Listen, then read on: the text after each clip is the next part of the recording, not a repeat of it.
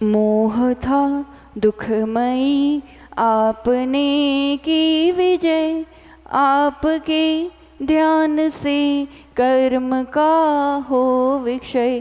तीर्थंकर प्रभु दे दो बोधि किरण, मेरे हृदय रहे आपके द्वय चरण। ज्ञानदाता गुरु सुख प्रदाता गुरु, रूप ईश्वर का है इस धरा पर गुरु। हे सुनील सागरम दो चरण में शरण, आपके द्वय चरण को मैं करती नमन। आपके द्वय चरण को मैं करती नमन। जय बोलो देवादिदेव 1008 श्री आदिनाथ भगवान की, श्रेयांसनाथ भगवान की, वर्तमान शासन नायक श्री महावीर भगवान की, आज श्री आदि सागर जी महावीर कीर्ति जी विमल सागर जी महाराज की, युग श्रेष्ठ तपस्वी सम्राट आचार्य सन्मति सागर जी महाराज की, चतुर्थ पट्टाधीश्चर्य चक्रवर्ती मम प्राण गुरु श्रेष्ठ आचार्य उगन सुनील सागर जी गुरुदेव की, वात्सल्य महापर्व की, विष्णु कुमार आचार्य कंपनाचार्य आदि उपसर्ग विजेता 700 मुनिराज की,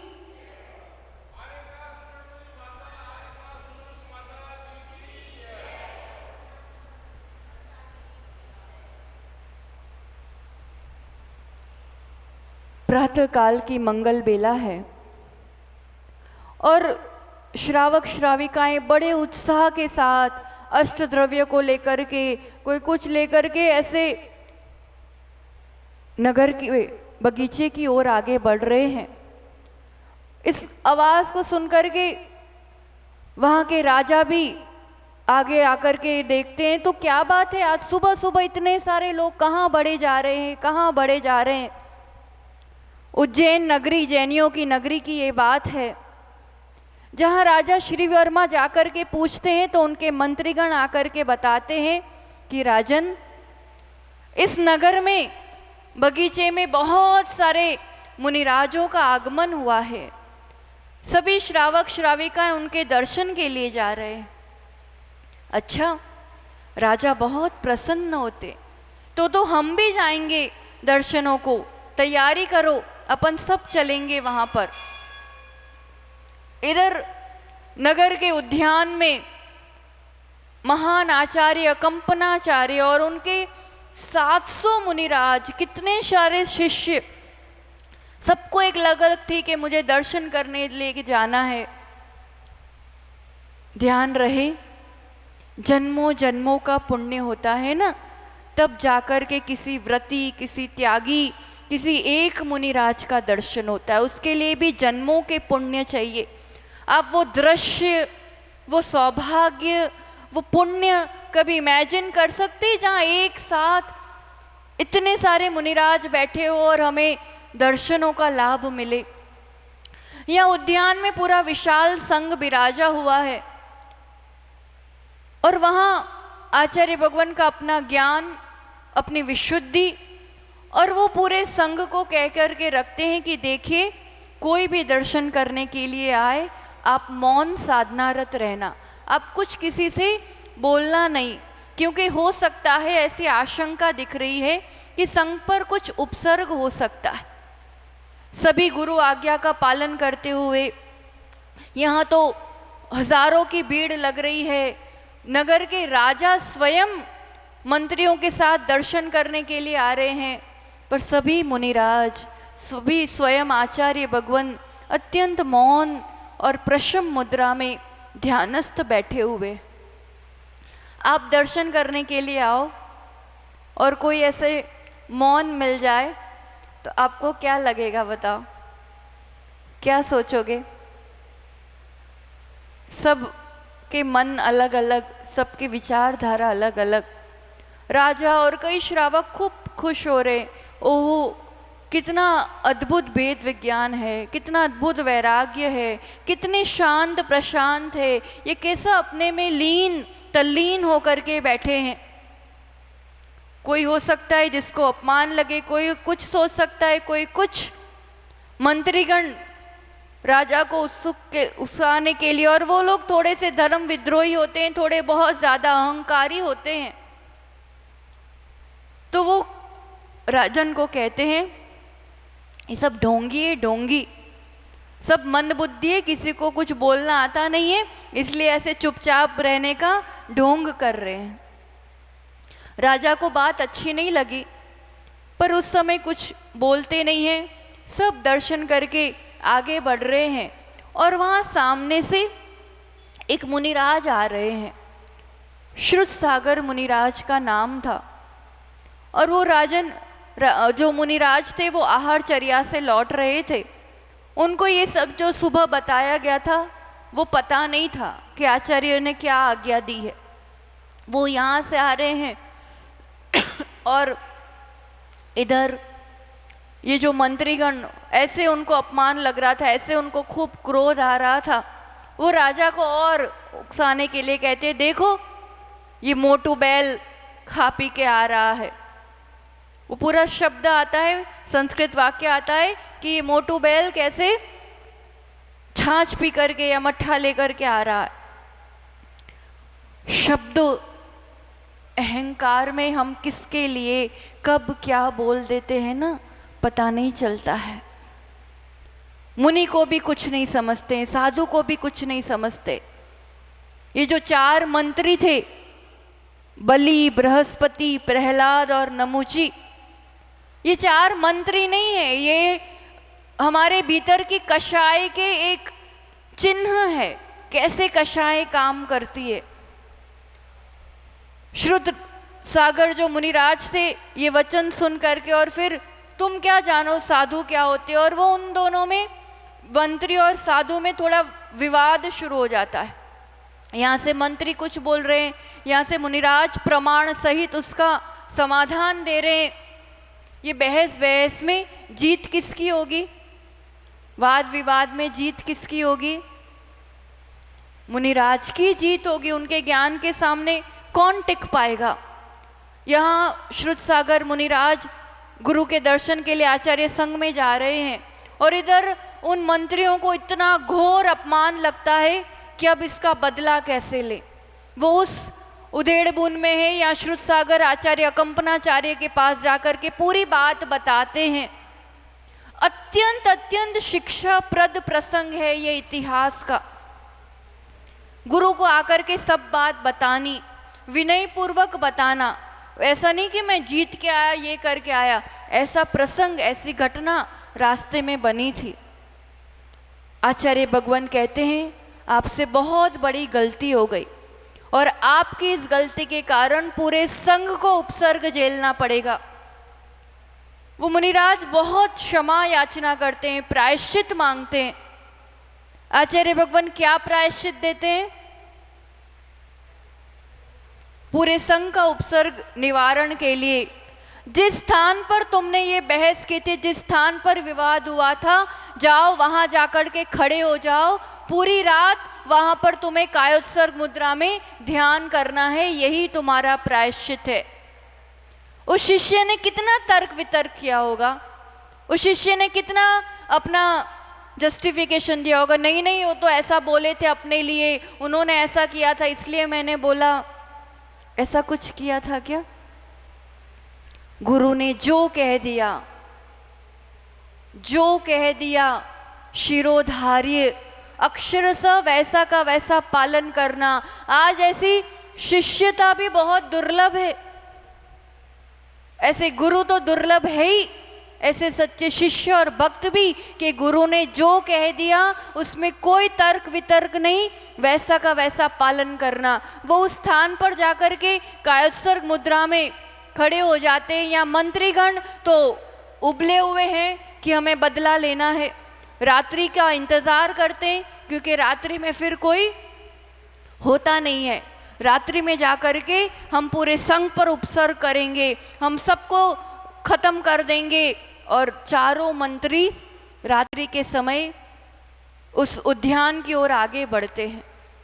उद्यान की ओर आगे बढ़ते हैं, पर उनको रास्ते में ही ये मुनिराज दिख जाते जिनके साथ वाद विवाद हुआ था, तो उनको लगा पहले इनका ही काम तमाम करते हैं फिर आगे जाएंगे।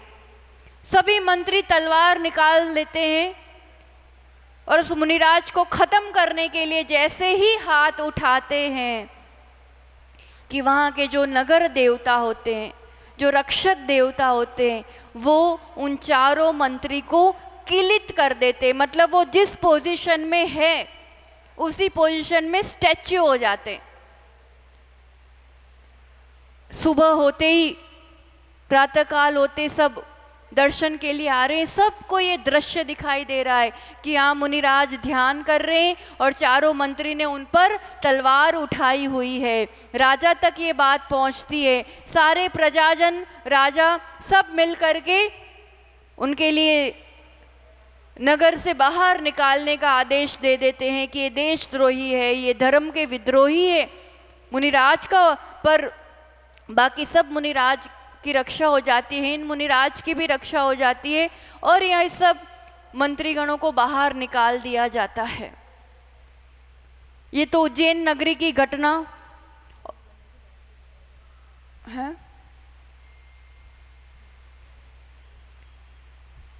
और आगे जब हस्तिनापुर नगरी में राजा महापद्म राज्य कर रहे थे, उनके दो बेटे थे, पद्म और विष्णु।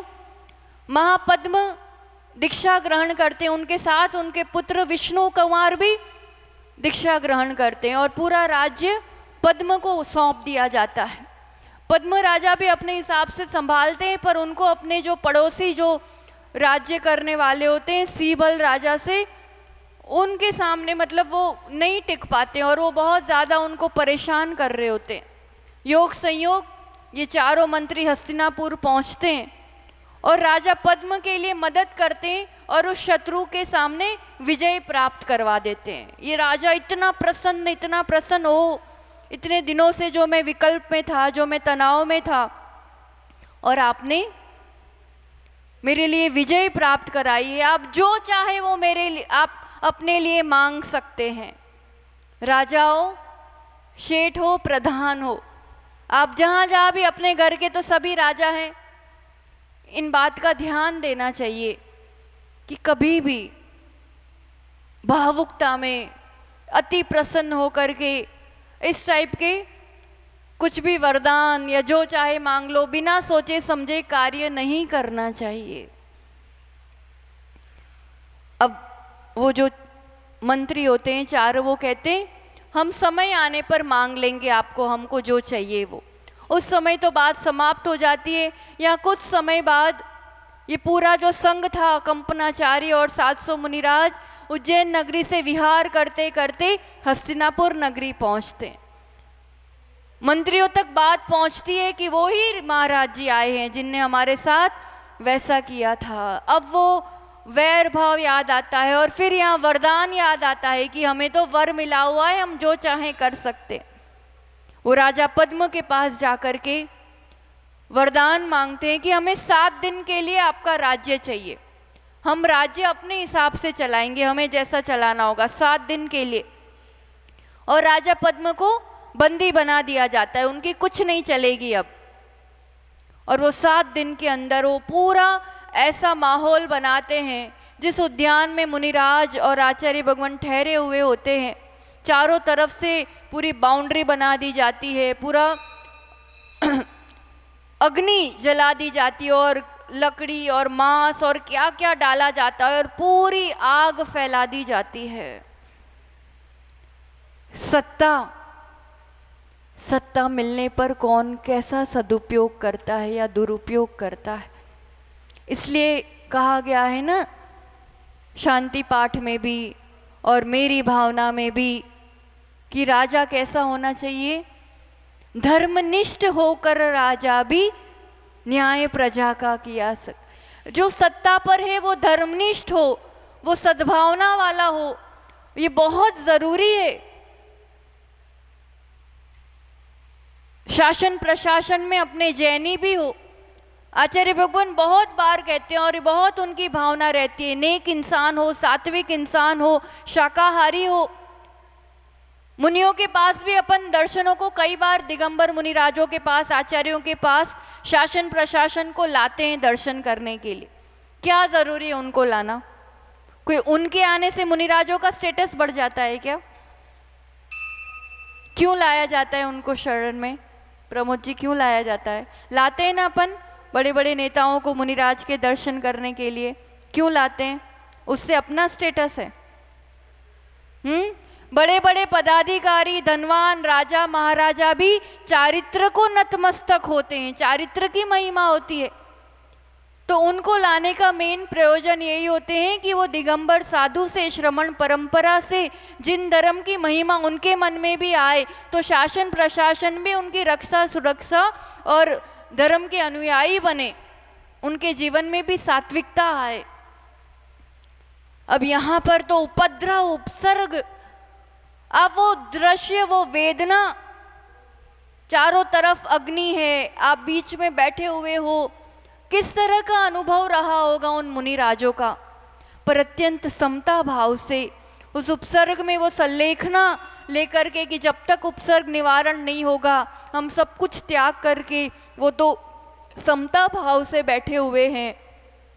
पर कहते हैं साधर्मी की रक्षा साधर्मी ही कर सकता है। कल हमने वात्सल्य पर जो बात आपको बताई थी, तब भी हमने बताया था कि कुछ भी हो जाए, ईर्ष्या भी होती है तो समान स्तर में होती है, मात्सर्य भी होता है, पर वात्सल्य भी होता है तो समान स्तर के साधर्मी में होता है, क्योंकि वो ही एक दूसरों की वेदना भी समझ सकते हैं।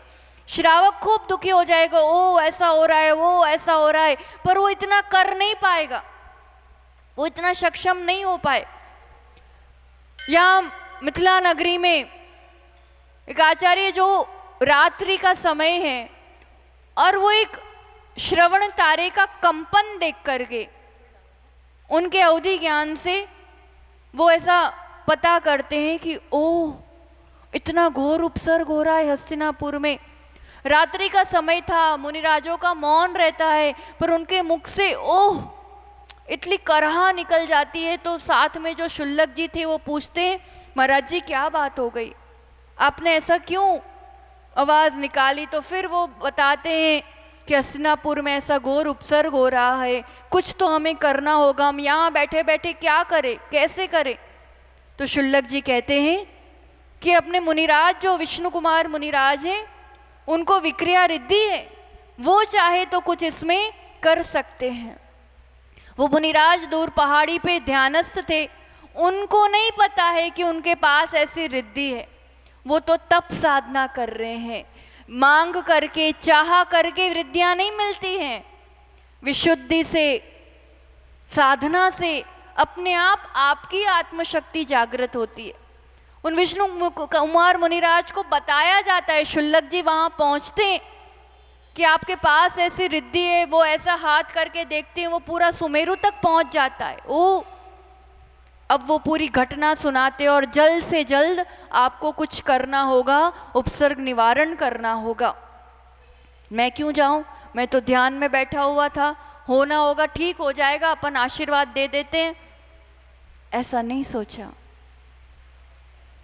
जरूरत है उस समय की, मांग है उस समय की, सब कुछ छोड़ करके सबसे पहले ये कार्य जरूरी। अगर मैं क्षमतावान हूं और किसी को सहायता की जरूरत है तो सबसे पहले वो रिद्धियां थी इसलिए वो रक्षा कर पाए, वैसी बात नहीं है। रिद्धियां थी पर उससे भी ज्यादा वात्सल्य था, आत्मीयता थी, इसलिए वो वहां तक पहुंचते हैं। सबसे पहले तो पद्म राजा के पास जाते हैं, तो राजा के लिए कहते हैं, तो राजा तो हाथ ऊंचे कर देते, मेरे बस में नहीं है, क्योंकि मैंने उन मंत्रियों को राज्य सौंप दिया है। अब ऐसे तो ये मंत्री मानने वाले नहीं हैं, कुछ तो युक्ति करनी पड़ेगी। वो क्या करते हैं, एक बहुत ठिगने व्यक्ति का, एक ब्राह्मण का वेश बनाते हैं। मुनिराज हैं वो, विक्रिया रिद्धि से इस रूप का वेश बनाते हैं। इतने महान मुनिराज इतना छोटा कद बना रहे हैं, कद छोटा बना रहे हैं, पर भावना, दिल, वात्सल्य बहुत बड़ा है। पद छोड़ दिया, क्यों? और छोटा कद क्यों लिया? ताकि उन मंत्रियों को वो वैसा एक अच्छा गुनगुनाते हुए, श्लोक आदि गुनगुनाते हुए वहाँ जा रहे हैं। वो जो मंत्रीगण थे उन्होंने उस समय वैसा दान खोल के रखा हुआ था, जिसको जो लेके जाना हो जाओ, अभी तो मेरे हाथ में राज्य है। तो वो बटुक व्यक्ति पहुंचता है, उसको देख करके एक आभा तो होती है, वो मंत्रीगण देखते रह जाते हैं, ये क्या मांगने आया है, मांग मांग तेरे को जो मांगना है। अहंकारी व्यक्ति फिर वो ब्राह्मण जो थे वो कहते हैं मुझे सिर्फ 3 पद भूमि चाहिए। क्या मांगते हैं? 3 पांव भूमि। मांग मांग के इतना मांग रहे तो मांग के भी ढंग का मांग, तुझे जो चाहिए होगा वो मैं दे दूंगी। तू है इतनी सी जमीन मांग के क्या करेगा?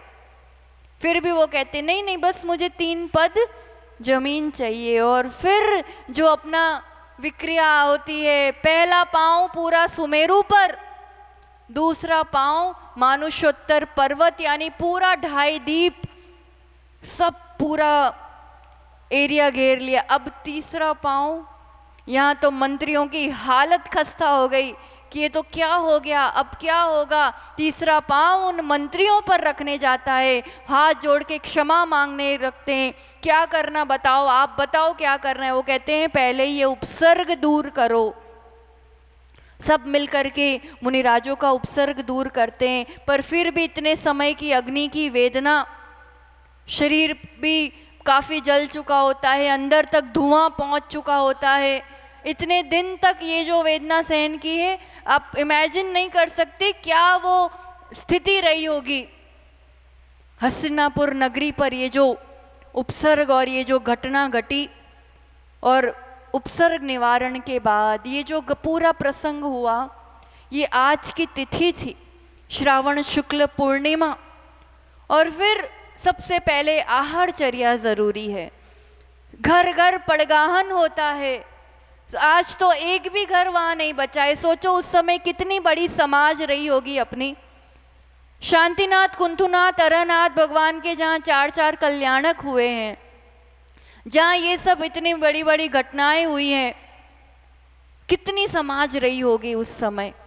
आदिनाथ प्रभु का पालना, ये विष्णु कुमार मुनिराज का द्वारा उपसर्ग निवारण, इतने कल्याणक भूमि, और वहाँ घर घर हे स्वामी नमोस्तु नमोस्तु नमोस्तु, अत्र अत्र अत्र पड़गाहन होता है। और किस चीज़ का आहार कराया जाता है? किस चीज़ का आहार होता है? हाँ, सेवैया की खीर। खीर का आहार, वो भी चावल की नहीं, सेवैया की खीर का आहार होता है। आज के भाषा में जो आप लोग नूडल्स बोलते हैं, वो आज का ही नहीं है, वो सबसे देशी डिश है। बस शब्द और वो हाथ में बहनें तैयार करती हैं, माताएं तैयार करती हैं, जो आज भी हो सकती हैं तैयार, करते हैं करने वाले। क्योंकि उससे क्या हो जाएगा, जो जलन हुई है, गला रूंध गया है ना, एक तो चबाया नहीं जाएगा, और वैसा पदार्थ चाहिए जो पित्त बढ़ गया है, जो जलन हुई है, जो गला रूंध गया है, उसको वैसा पदार्थ होना चाहिए। कितना विवेक रहा होगा श्रावक श्राविकाओं में कि कब कैसे क्या चलाना। सेवैया की खीर का आहार आज सभी मुनिराजों का हुआ था। इसलिए आज का दिन, रक्षाबंधन का पर्व, शायद पूरे देश भर में मनाया जा रहा है। एक अजब गजब सी बात है, बंधन तो बंधन होता है, पर बंधन भी पर्व के रूप में, त्योहार के रूप में मनाया जा रहा है। क्योंकि ये कोई साधारण बंधन नहीं है, गुलामी का बंधन नहीं है, कष्ट का बंधन नहीं है। ये निस्वार्थ प्रेम का, आत्मीयता का, वात्सल्य का, रक्षा सुरक्षा का बंधन है। उस दिन फिर जब मुनियों का पड़गाहन हुआ, आहारचर्या हुई, उसके बाद सभी धर्मात्माओं ने एक दूसरों को रक्षा सूत्र बांधा था। सभी ने मुनिराजों को पीछे में या उनके धर्मायतनों में रक्षा सूत्र बांधा था कि हम सब संकल्पबद्ध होते हैं कि हम धर्म की, धर्मायतनों की, धर्मात्माओं की रक्षा करेंगे। जब जब उन पर उपसर्ग आएगा या जब जब ऐसी कुछ ज़रूरत आएगी, हम सभी एकजुट होकर के रक्षा करेंगे। तब से इसीलिए रक्षाबंधन पर्व मनाया जा रहा है। अहिंसा को साथ लेकर के, जरूरी नहीं है तलवार उठा करके या वैसे करना है, पर एक सूत्र में बंध करके। ये सिर्फ भाई बहन के रक्षाबंधन का त्योहार नहीं है, दुनिया तो इसी रूप से जानती है, इसी रूप से मनाती है। वो भी एक समय आया, जरूरत लगी कि बेटियों की रक्षा, बहनों की रक्षा बहुत ज़रूरी है, तो वो चीज़ भी इस रक्षाबंधन में एक विशेष रूप से जुड़ गई। पर इतना ही नहीं है, और देखा जाए तो ये भी बहुत ज़रूरी है।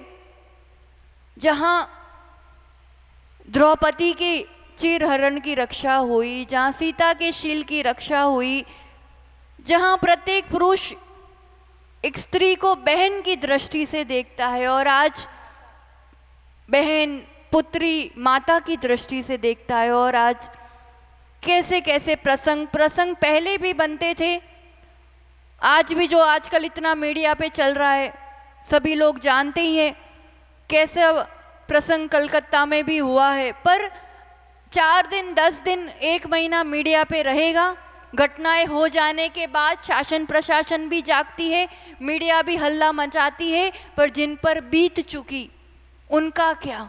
और फिर सबसे बड़ी बात, ये बेटियों के लिए आज बहुत जागने की ज़रूरत है, भाइयों को भी समझने की ज़रूरत है। भाई आज संकल्प ले रहा है रक्षा करेंगे, तो उनको रक्षा की वो जिम्मेदारी निभानी होगी। मेरी बहनें कहीं भी अकेली नहीं जाएंगी। आज उनसे भी वादा लो कि बहन तू कभी भी अकेली कहीं नहीं जाएगी, बहन तू कभी भी रात को कहीं नहीं जाएगी। 9 बजे 10 बजे बहुत हो गए, घर में होनी चाहिए घर की बेटियां। जितना पढ़ाना हो पढ़ाओ, पढ़ाने से ज़्यादा, डिग्रियों से ज़्यादा, पैकेज से ज़्यादा शील बहुत ज़रूरी है, मर्यादा बहुत ज़रूरी है। इस शील और मर्यादा की रक्षा माता पिता और भाइयों को करनी होगी, और उसके लिए स्वयं बेटियों को खुद अपनी सुरक्षा करनी होगी। कोई क्या हमारी सुरक्षा करेगा, हमें खुद समझना होगा इस बात को। बेटियों की वेशभूषा, बेटियों की अपनी स्वच्छंदता, वो खुद ही निमंत्रण देती है। हम इस मामले में इतना ज़्यादा पुरुष वर्ग को दोष नहीं देते जितना खुद बेटियां और बहुएं जिम्मेदार हैं। खुद ही इस टाइप से घूमती है, खुद ही अपना प्रदर्शन करती है। बहुत समझने की जरूरत है। बेटे लड़के ऐसे घूम सकते हैं तो हम क्यों नहीं घूम सकते? ये भेदभाव की बात नहीं है। तुम लड़कों से भी ज्यादा कीमती हो, और इसलिए हम ज्यादा तुम्हारी सुरक्षा करने जाते हैं। लड़कों के साथ कुछ हो जाएगा, आज कुछ घटना हो गई यहाँ बेटियों के साथ, फिर क्या करोगे? जमाना वैसा है, माहौल वैसा है, और इसी चीज को लेकर के कि आज अपनी पढ़ाई, अपनी स्वतंत्रता के साथ सुरक्षा और कैसे सिक्योरिटी, और जो दोनों चीज़ का एक मेल बना करके बेटियां कैसे अपना जीवन यापन करे, कैसे अपनी सुरक्षा करे। इसीलिए आगामी जो 31 और 1 तारीख को कन्या बने कनक, हर कन्या स्वर्ण से भी कीमती है, वो अपने जीवन की कीमत समझे। शिक्षा के साथ संस्कार और शील की सुरक्षा उनके जीवन में आए। और व्रत आदि होता है ना अपने जीवन में, हम इसलिए बार बार बेटियों को कहते हैं, पढ़ाई तक का, शादी तक का भी ब्रह्मचर्य व्रत अगर होता है, अगर उन बेटी का भी ये व्रत होता, हम गारंटी के साथ कह सकते हैं किसी की मजाल नहीं है कि आंख उठा करके भी देख सके। वो व्रत आपकी सुरक्षा करता है, देवता स्वर्ग से उतर के आपकी रक्षा करते हैं, वो आपका औरा ही वैसा बन जाता है। रावण ने भी सीता का हरण किया था, पर शील का हरण नहीं किया था। रावण से भी गए बीते हो गए कि माँ बेटी नहीं दिखती है, बहन नहीं दिखती है। तो भाइयों को भी जागने की ज़रूरत है, बहनों को भी समझने की ज़रूरत है। हम आपस में आज मिलेंगे, रक्षा वो राखी बांधेंगे, मिठाई खिला देंगे, बड़ी सी गिफ्ट ले लेंगे और हो गया रक्षाबंधन पर्व। आज की सबसे बड़ी गिफ्ट एक दूसरों को ये देना कि भाई बहन को समझाए कि उसको अपनी शील की सुरक्षा कैसे करना है, और बहन भी वादा करे कि मैं अपनी मर्यादा में रहूंगी, अकेली नहीं रहूंगी, रात को नहीं घूमूंगी, और खुद अपना आचरण वैसे रखूंगी कि अपने जीवन में अपने परिवार पर कभी ऐसी घटना नहीं हो। आज का रक्षाबंधन पर्व वैसे हो कि हम एक दूसरों को, परिवार आज एकत्रित हुआ होगा, कोई दूर भी रहते होंगे तो आज का दिन ऐसा है कि बेटियां घर पर आएंगी, दूर रहने वाले बेटे घर पर आएंगे, आज पूरा परिवार एक साथ इस त्योहार को, इस पर्व को मनाएगा। तो सब मिल करके परिवार में इस चीज़ की भी थोड़ी चर्चा करें कि धर्म की रक्षा कैसे हो, स्वयं के जीवन के परिवार की रक्षा कैसे हो, पूरा परिवार जिनालय जाए। आज यहाँ पर है सिस्टम की नहीं, पता नहीं, बाकी हमने तो जहाँ जहाँ देखा है, जो दरवाज़ा होता है ना जिनालय का, उस पर भी रक्षा सूत्र बांधते हैं। हम जिन आयतनों की रक्षा की भावना आज, फिर अब मुनिराज को और उनको तो नहीं बांध सकते, तो उनके जो उपकरण हैं उन उपकरण पर बांधते हैं। ये क्यों बांधा जाता है रक्षा सूत्र, क्यों बांधा जाता है? छोटा सा धागा है पर बड़ा सा संकल्प है। ये एक संकल्प, एक अपने लिए दृढ़ भावना, क्योंकि धर्म, धर्मात्मा है तो धर्म है, और धर्म है तो ये जीवन की यात्रा सुखमय है, मोक्ष तक की यात्रा है। श्रेयांसनाथ भगवान का मोक्ष कल्याणक बनाया, सबने अपनी भावनाओं को यहाँ बहुत अच्छे से परोस करके निर्वाण लाडू बनाए हैं, निर्वाह कर रहे हैं हम अपने जीवन का। उस निर्वाह में जीवन का निर्माण होता है धर्म से। निर्वाह तो सब कर रहे हैं, निर्माण होगा धर्म से, और धर्म होगा, जीवन का निर्माण होगा, तो एक दिन निर्वाण भी होगा। तो इस जीवन निर्माण में ये बहुत ज़रूरी है कि इस निर्माण में हम आपस में सभी साधर्मियों के प्रति वात्सल्य रखें। श्रमण संस्कृति की रक्षा सुरक्षा का कर्तव्य याद दिलाने आता है ये दिन। और आज के समय की विडंबना कहें, संतवाद, पंथवाद और परंपरावाद की कैंची लेकर के घूम रहे हैं, उस सूत्र को काटे जा रहे हैं। इस परंपरा के साधु हैं, इस परंपरा के माता जी, जाना नहीं नमस्कार करने, इतना पाप लग जाएगा कि नरक चले जाओगे। ज्ञानियाँ इतने ज़्यादा ज्ञानी बढ़ गए हैं, ज्ञान का इतना अपच अजीर्ण होने लगा है कि कुछ भी मुंह से निकलने लगा है। श्रमण है, श्रमणी है, इतना ही पर्याप्त है। इसको बंटवारा मत करो, अमुक संघ के साधु हैं तो ही, अमुक परंपरा के हैं तो ही, अमुक पंथ के हैं तो ही। केवल ज्ञान के विषय में जिनवाणी में कहाँ परंपरा, पंथ और संतवाद शब्द आया है? कोई एक ज्ञानी आकर के हमको निकाल के बताना कि कहाँ ये सब 13, 20 और शांति सागर, आदि सागर, जो जो ये अभी इतना ज़्यादा चल रहा है ना, आकर के बताना कि कहाँ पर लिखा है कि इनको ही पूजना, इनको नहीं करना है, वैसा नहीं करना। रक्षाबंधन पर्व आज सिर्फ इकट्ठे होकर के पूजा कर लेने से काम नहीं बनेगा,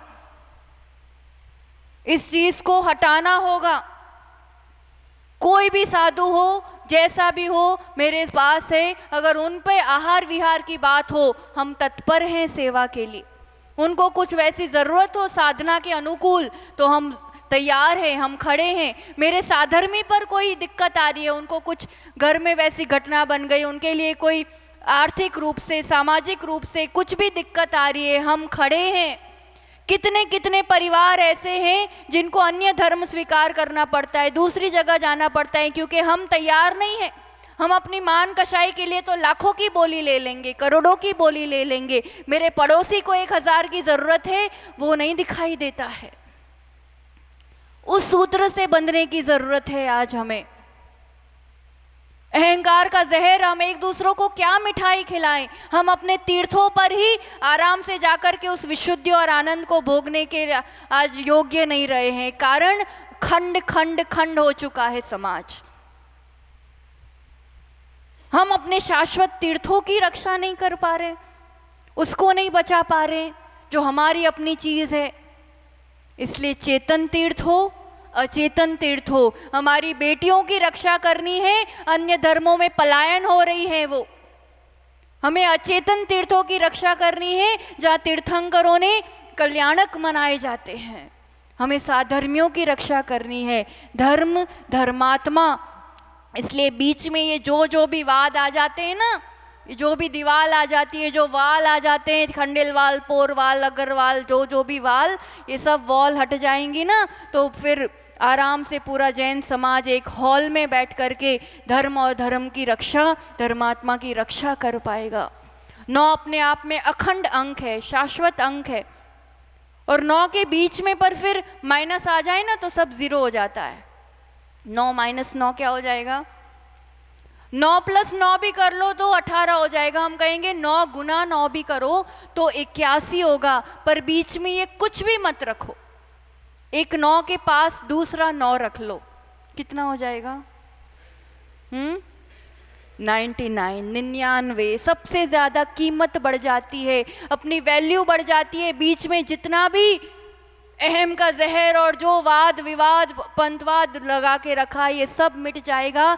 सब कीमती हैं, हम अखंड शाश्वत जिन शासन है, बस सबको साथ और पास रहने की ज़रूरत है। फिर देखो हम कम है पर हम में कोई कमी नहीं है, हम में दम है। सब एक साथ होने की ज़रूरत है, और वो भी इस वीतराग शासन में, दिगंबर जैन शासन में हम सब आज संकल्पित होते हैं। सच्चा धर्म वीतराग धर्म, पर हम पहले उसकी कीमत समझे, हम आपस में परस्पर वात्सल्य भाव रखें। धर्म धर्मी धर्मात्मा धर्मायतनों की सुरक्षा के लिए संकल्पबद्ध हो सकते हैं। हम सभी हो सकते हैं, हो सकते हैं तो करना चाहिए। और सभी के लिए मंगलमय यही आचार्य भगवान का आशीर्वाद हम सभी के भीतर धर्म की भावना बनी रहे। धर्मात्माओं को जहाँ ज़रूरत है हम एक साथ खड़े हो सके, और अपने जीवन में निरंतर धर्म वृद्धि हो, वात्सल्य की वृद्धि हो। कई तरह से ये पर्व आज अलग जगह मनाया जाता है। यज्ञोपवीत भी पहनते थे अपने यहाँ। भरत चक्रवर्ती ने जो इस चीज़ को स्टार्ट किया था, अब यहाँ तो क्या पता आप लोग जानते हैं कि नहीं। यज्ञोपवीत पता है वो क्या बोलते हैं उसको आप लोग? जनोई। क्यों पहनते थे ये, या क्यों पहनना चाहिए? अभी भी पहनना चाहिए, खैर श्रावक को पहनना ही चाहिए। पहले मुनिराजों को पूछना नहीं पड़ता था जब आहार देने आते थे, तुम्हारा ये नियम है कि नहीं, वो है कि नहीं। जैसे आजकल आपका आधार कार्ड और क्या वो चलता है ना, जो आपकी आइडेंटिटी बताता है, प्रूफ बताता है। यज्ञोपवीत जनोई आइडेंटिटी है कि आप सच्चे श्रावक हो, अष्टमूल गुणधारी श्रावक होने का ये एक परिचय हुआ करता था। और आज का दिन हुआ करता है जब वो चेंज किया जाता है और फिर वापस नया पहना जाता है। तो इस पर्व की अपने आप में खूब महिमा है। हम सभी मुनिराजों के चरणों में, जो पूरे मध्यलोक में जितने मुनिराज ढाई दीप में विराजमान है, इस भारतवर्ष में जो विराजमान है, सभी के चरणों में कोटिशः नमन करते हुए कि वो सब हमें शक्ति दे, धर्म और धर्मात्माओं की रक्षा हो, आपस में वात्सल्य हो, हम उनकी यथाशक्ति सेवा कर सके। और आज पूरे भारतवर्ष में जगह जगह अच्छे से मुनियों का आहार हो, पड़गाहन हो। इसी दिव्य मंगल भावना के साथ जय बोलो आचार्य भगवान सुनील सागर जी गुरुदेव की।